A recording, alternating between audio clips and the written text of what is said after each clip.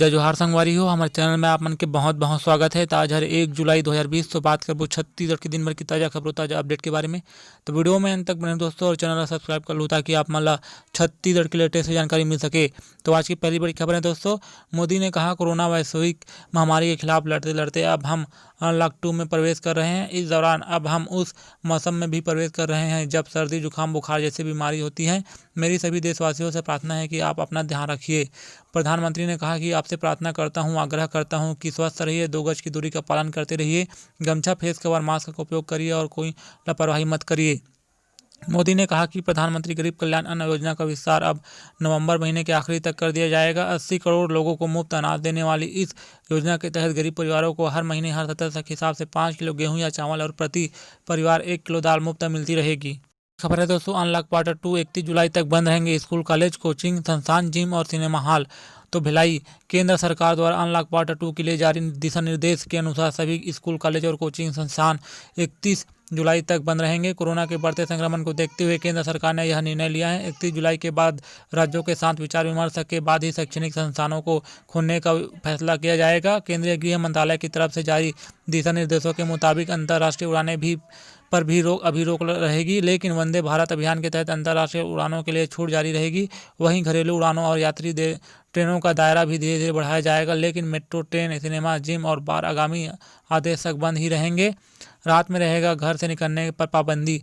तो केंद्र की नई गाइडलाइन के मुताबिक रात 10 बजे से लेकर सुबह के 5 बजे तक नाइट कर्फ्यू रहेगा। इस दौरान लोगों की आवाजाही पर रोक रहेगी। जरूरी गतिविधियों और कुछ अन्य लोगों को इससे छूट दी गई है।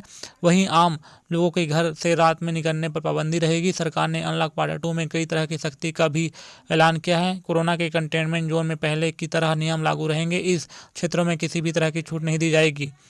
ऑनलाइन स्टडी पर फोकस।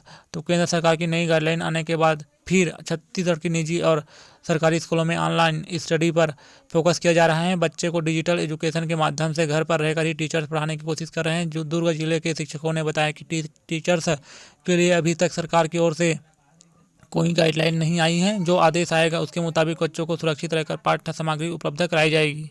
आगे अपडेट है दोस्तों, छत्तीसगढ़ में 54 नए केस, रायपुर में 50 पॉजिटिव, रूस से लौटे 19 छात्रों सहित एम्स का स्टाफ भी शामिल। डोंगरगांव विधायक को मिली अस्पताल से छुट्टी। तो रायपुर छत्तीसगढ़ में कोरोना संक्रमण के मामले लगातार बढ़ते ही जा रहे हैं।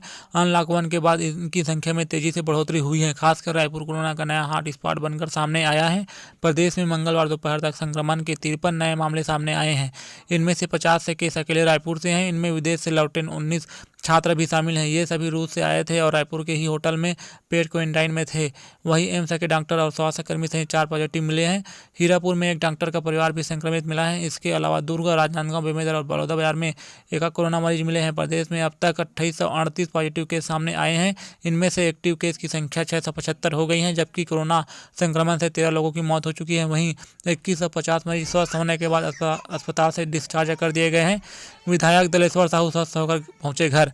तो दूसरी ओर डोंगरगांव से कांग्रेस विधायक दलेश्वर साहू को स्वस्थ होने के बाद मंगलवार को एम्स से छुट्टी मिल गई। घर पहुंचने पर उनका आरती उतारकर स्वागत किया गया। विधायक दलेश्वर साहू की रिपोर्ट पॉजिटिव आने के बाद 22 जून को एम्स में भर्ती कराया गया था। अब विधायक को 14 दिन होम क्वारंटाइन रहना होगा। वहीं विधायक के संपर्क में आने वाले अन्य विधायकों की रिपोर्ट नेगेटिव आई है।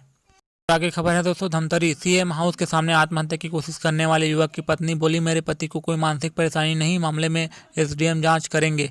तो धमतरी जिले का तेलिन सत्ती गांव चर्चा में है। यहां रहने वाला एक युवक हरदेव सिन्हा ने सोमवार को रायपुर स्थित मुख्यमंत्री आवास के सामने आत्महत्या की कोशिश की। खुद को आग लगाए जाने से युवक की हालत गंभीर है। युवक के परिजन कई तरह की बातें बता रहे हैं जो हैरान करने वाली हैं। सरकार ने कहा था कि युवक की मानसिक स्थिति ठीक नहीं है, लेकिन युवक की पत्नी ने बताया कि उनकी दिमागी हालत ठीक है। पैसों की तंगी और गरीबी की वजह से उनके खुद को आग लगाई। पड़ोस के लोगों से राशन लेकर परिवार गुजारा कर रहा था। धमतरी के कलेक्टर ने मामले में विभागीय दंडाधिकारी एसडीएम को जांच का जिम्मा सौंपा है। जांच के लिए 1 माह की समय सीमा निर्धारित की गई है। अब अधिकारी ये देखेंगे कि यह घटना क्यों और किन परिस्थितियों में हुई है। घटना के पहले युवक संबंधित किन किन लोगों से मिला है, घटना के लिए क्या क्या किसी ने उसे उकसाया, वह रायपुर कैसे आया, क्यों बस नहीं चल रही, क्या आत्मदाह का प्रयास के पूर्व इसकी लिखित सूचना किसी कार्यालय में को दी गई थी। यदि उसका मानसिक संतुलन ठीक नहीं था तो इलाज के प्रयास परिवार वालों ने क्यों नहीं किए। युवक का राशन कार्ड में नाम है कि नहीं, क्या उन्हें 2 माह में राशन मिला है। आगे खबर है दोस्तों, छत्तीसगढ़ 1.25 साल से अटकी है शिक्षक कर्मियों की भर्ती। पंचायत मंत्री सिंहदेव ने कहा, युवाओं की पीड़ा से दुखी और शर्मिंदा हूं। तो अंबिकापुर छत्तीसगढ़ में शिक्षक भर्ती को लेकर संघर्षरत युवाओं को लेकर पंचायत और ग्रामीण विकास मंत्री टी.एस. सिंहदेव सामने आए हैं। उन्होंने कहा कि युवाओं की पीड़ा से बहुत दुखी हूँ और शर्मिंदा हूँ। जो वादा किया था उस पर अटल हैं और सरकार प्रयास कर रही है। दरअसल प्रदेश में करीब 1.25 साल से शिक्षक भर्ती प्रक्रिया अटकी हुई है। इसको लेकर अभ्यर्थी काफ़ी नाराज हैं और लगातार प्रदर्शन भी करते रहे हैं। शिक्षक भर्ती 2019 का विज्ञापन पिछले था 9 मार्च 2019 को जारी हुआ था। इसके अंतर्गत व्याख्याता शिक्षक सहायक, शिक्षक विज्ञान सहायक, शिक्षक विज्ञान प्रयोगशाला के कुल 14,580 पदों पर भर्ती होनी है। करीब 1.25 साल बीत जाने के बाद भी अब तक सिर्फ परीक्षा आयोजित कर उसका परिणाम ही घोषित किया गया है। इसके बाद करीब 4 माह पहले सत्यापन कार्य शुरू हुआ, लेकिन वह भी काफ़ी धीमी गति से चल रहा है। व्याख्याता के लिए दस्तावेज सत्यापन और दावा आपत्ति पूरी फिर भी नहीं जारी हुई सूची। तो 14 माह बीत जाने के बाद भी अभी तक तो ना तो व्याख्याता का अंतिम पात्र सूची जारी की गई है और ना ही किसी भी शिक्षक और सहायक शिक्षक संवर्ग की प्रथम पात्र सूची जारी हुई है। व्याख्याता के लिए दस्तावेज सत्यापन के बाद दावा आपत्ति भी पूर्ण हो गया है। अब केवल अंतिम चयन सूची जारी करना है। इसी तरह शिक्षक और सहायक शिक्षक वर्ग में दस्तावेज सत्यापन का कार्य पूर्ण हो गया है, लेकिन पात्र सूची जारी नहीं हो पाई है। तो आगे अपडेट है दोस्तों, 59 ऐप पर बैन के बाद चीन की पहली प्रतिक्रिया। चीनी विदेश मंत्रालय ने कहा, यह गंभीर चिंता की बात है। कांग्रेस संसद ने पेटीएम को भी बैन करने की मांग की। तो नई दिल्ली सरकार ने टिकटॉक समेत चीन के 59 ऐप पर बैन लगा दिया है। भारत के इस फैसले के बाद बुधवार को चीन की तरफ से पहली प्रतिक्रिया आई। चीनी विदेश मंत्रालय ने कहा कि यह गंभीर चिंता की बात है, हम मामले पर नजर रखे हुए हैं। इससे पहले टिकटॉक इंडिया ने कहा कि हम भारतीय कानून का पालन कर रहे हैं। न्यूज एजेंसी ANI के मुताबिक एप्पल के ऐप स्टोर और गूगल प्ले स्टोर से टिकटॉक ऐप को हटा दिया गया है।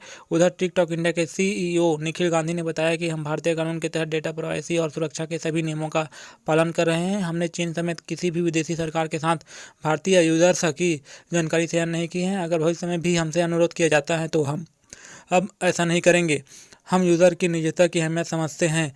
तो गांधी ने कहा, टिकटॉक 14 भाषाओं में है। तो निखिल गांधी ने बताया कि सरकार ने हमें जवाब देने और अपना पक्ष रखने के लिए आमंत्रित किया था। टिकटॉक 14 भाषाओं में उपलब्ध हैं। इससे लाखों आर्टिस्ट, कहानीकार, शिक्षक और परफॉर्मर्स जुड़े हैं। यह उनके जीने का जरिया बना है। इनमें से कई ने पहली बार इंटरनेट का इस्तेमाल किया।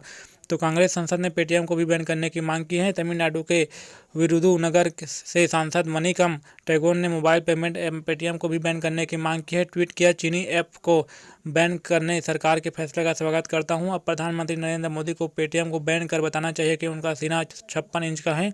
पेटीएम में चीन ने भारी निवेश किया है।